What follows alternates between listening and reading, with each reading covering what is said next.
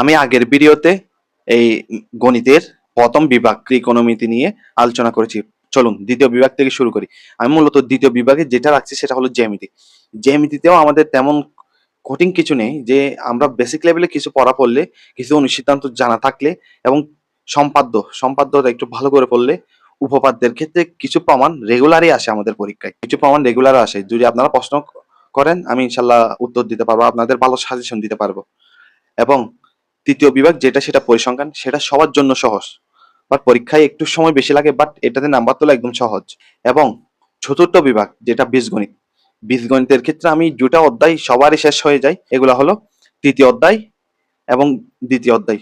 দ্বিতীয় অধ্যায় এবং তৃতীয় অধ্যায় এগুলো মূলত, দ্বিতীয় অধ্যায় হলো সেট এবং ফাংশন, এবং তৃতীয় অধ্যায় হলো মূল বীজগণিত যেটা সেটা বীজগণিতীয় রাশি।